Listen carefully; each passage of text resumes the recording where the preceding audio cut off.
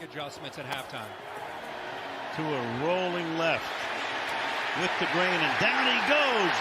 Slung down at his own 48-yard line. Josh Tupu. And well, we saw last week, and he went down, he got up, was wobbly. The training staff comes out.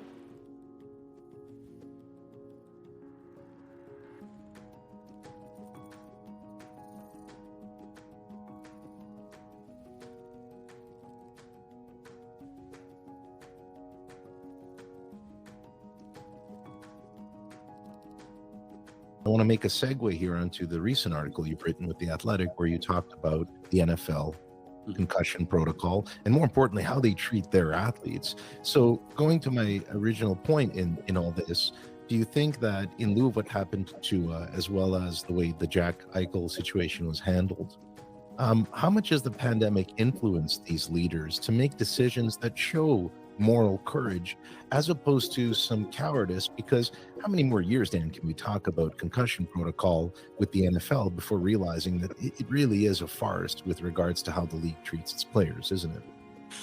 It's a very interesting question. I think that, I agree 100% with you that about the pandemic creating sort of a new lens of which things are viewed and reconsidered. And I think I think we're still going to see how that plays out in the sort of the years beyond this, or we're still within it, but just seeing how the world kind of changes and how we operate, what we expect, is kind of changed, and we're still seeing how that's going to play out.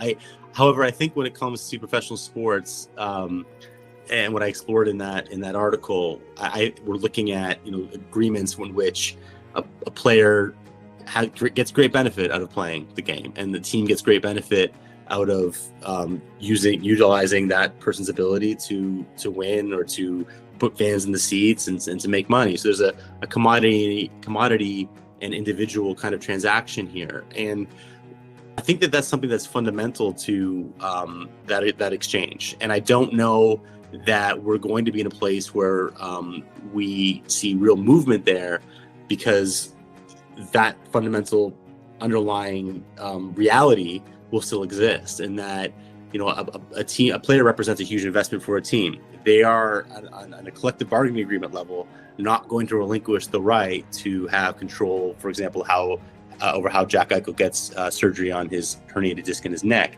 because that to them is an investment in a commodity, and they need to have control over what happens there. Now, the player himself, and for example, Eichel and many of the people who have reached out to him since, they seem to be thinking of it somewhat differently now. So that might be where some of the pressure comes from, where they say, actually what matters most is my individual autonomy and my ability to take care of my health now and my long-term health, and also to make sure that what I'm getting is I'm thinking of myself as a business, and I've got to make sure I get the best out of this surgery or what I'm doing to further my career. And when it comes to concussions, we're talking about just a situation where, this is a life-altering injury. This is something that you saw with the 2-0 situation. It was just horrifying to see, and that we kind of continually put concussions back, and then it comes to the forefront again and push it away, and it comes back again. And I'm not sure where we land on it now. The horror of that, I think, and the outcry has been very acute, and will hopefully lead to some continued meaningful change. But where we go, I'm not really sure.